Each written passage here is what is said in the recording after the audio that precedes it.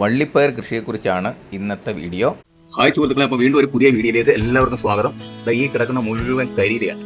നിങ്ങൾക്ക് ഗ്രോ ബാഗിലോ ചട്ടിയിലോ ചാക്കിലോ കൃഷി ചെയ്യാൻ പറ്റിയ സാധനമാണ് കരിയില. കരിയില ഒട്ടും നിങ്ങൾ കത്തിച്ച് കളയോ ഒന്നും ചെയ്യരുത്. ഇതേപോലെ കൂട്ടി ഒരിടത്ത് ഇട്ട് കഴിഞ്ഞാൽ 1-2 മാസം കൊണ്ട് അത് പൊടിഞ്ഞ് അഴുകി നല്ല കമ്പോസ്റ്റ് ആയിട്ട് കിട്ടും. നിങ്ങൾക്ക് അത് ഉപയോഗിച്ച് സുഖമായിട്ട് നിങ്ങൾക്ക് നല്ല രീതിയിൽ വീട്ടിൽ പച്ചക്കറി കൃഷി ചെയ്യാം. മണ്ണിനൊക്കെ പ്രോബ്ലം ഉള്ളവർ ഈ കരിയില തൂത്ത് കിട്ടുന്ന ഒന്നും കളയരുത്.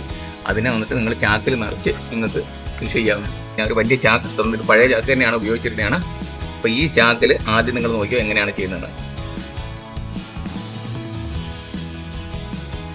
ചാക്കിൻ്റെ 75% വന്നിട്ട് ഞാൻ കരിയില മാത്രമാണ് നിറച്ചിരിക്കുന്നത്.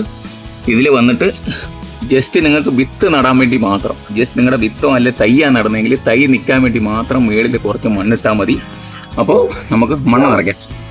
മണ്ണ് ഇത് ഞാൻ കഴിഞ്ഞ പ്രാവശ്യം എൻ്റെ അടിയിലിട്ട കരിയിലകളായി കാണുന്ന മുഴുവനും. ഇത് കരിയിലെല്ലാം പൊടിഞ്ഞ് നല്ല കമ്പോസ്റ്റ് ആയി കഴിഞ്ഞു.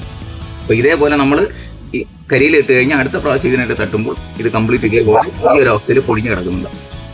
അപ്പോൾ ഇനി ഇതിൻ്റെ മുകളിലേക്ക് ഒരു കുറച്ച് മണ്ണ് നമ്മൾ ഇട്ടാൽ മതിയാവും.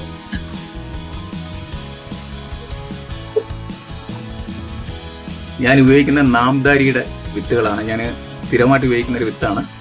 നല്ല റിസൾട്ടാണ്. എൻ്റെ ഇതിന് മുമ്പുള്ള വീഡിയോയിലൊക്കെ നിങ്ങൾ കണ്ടിട്ടുണ്ടാവും. വിത്ത് വന്നിട്ട് കുറച്ച് ദിവസം 2 മണിക്കൂറോ 3 മണിക്കൂറോ വെള്ളത്തിൽ കുതിർത്തും ഒക്കെ ആയിട്ടാണ് ആൾക്കാർക്ക് പാവുന്നത്. നിങ്ങളത് ചെയ്യേണ്ട കാര്യമില്ല. കാര്യം ഇതിൻ്റെ മേളിൽ വന്നിട്ട് ഇത് വിത്ത് നശിക്കാതിരിക്കാനും പെട്ടെന്ന് മുളയ്ക്കാനും ഒക്കെ ഇതിനകത്ത് കെമിക്കൽ മിക്സ് ആയിട്ടാണ് വരുന്നത്. നിങ്ങൾ വെള്ളത്തിലിട്ട് ആ കെമിക്കൽ കളയരുത്. വിത്ത് നിങ്ങൾ നേരിട്ട് തന്നെ തറത്തിൽ പോവാം. അപ്പോൾ ഒരു 4 വിത്ത് വീതം ഒരു ചാക്കിൽ നടുക. അതിൽ വന്നിട്ട് ആരോഗ്യമുള്ള 3ഓ 2ഓ നിർത്തിയിട്ട് ബാക്കി നിങ്ങൾക്ക് പുല്ലുകളാം. എത്ര വലിപ്പമുണ്ടോ അത്രയും താഴെ മണ്ണിലേക്ക് ഇടാവും. വിത്ത് ഒരുപാട് മണ്ണിനടിയിൽ പോകാൻ പാടില്ല.